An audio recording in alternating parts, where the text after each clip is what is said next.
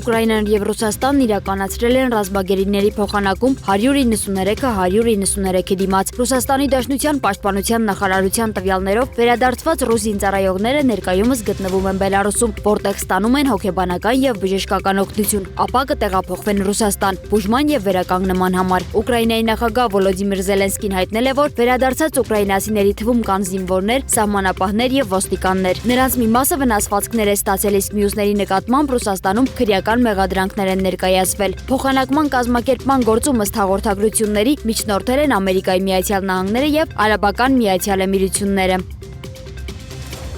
Իսրայելի վարչապետ Բենյամին Նեթանյահուն հայտարարել է, որ հիանալի զրույց է ունեցել Ամերիկայի Միացյալ Նահանգների նախագահ Դոնալդ Թրամփի հետ։ Նրա խոսքով Թրամփը շարունակում է ուժեղ ճնշում գործադրել Իրանի վրա, թե տնտեսական, թե ռազմական մակարդակով։ Նեթանյահուն նաև նշել է, որ սկսել է Իսրայելի և Լիբանանի միջև պատմական խաղաղության հասնելու գործընթացը, սակայն նրա պնդմամբ Հեզբոլահը փորձում է խափանել այդ զարգացումը։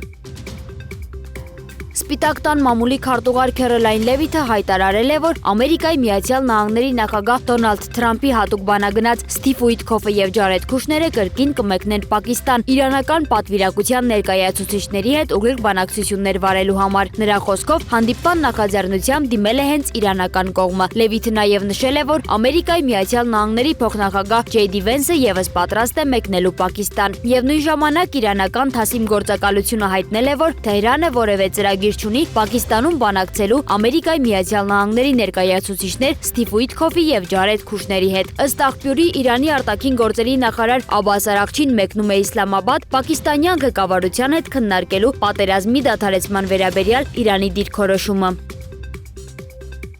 Ֆրանսիայի նախագահ Էմանուել Մակրոնը հայտարարել է, որ Միացյալ Նահանգներն այլևս չի ընկալվում որպես ամբողջությամբ հուսալի գործընկեր։ Աթենքում ունեցած ելույթի ժամանակ նա նշել է, որ Ամերիկայի Միացյալ Նահանգները կարող է որոշ երկրների համար մնալ դաշնակից, սակայն այլևս այդպիսի ուժ չէ, որի վրա կարելի է լիովին հույս դնել։ Մակրոնը նաև նախկինում զգուշացրել էր, որ երկարաժամկետ հեռանկարում Ամերիկայի Միացյալ Նահանգները կարող է դադարեցնել Եվրոպայի պաշտպանությունը, ինչի պատճառով Եվրոպան պետք է ամրապնդի սեփական անվտանգային կարողությունները։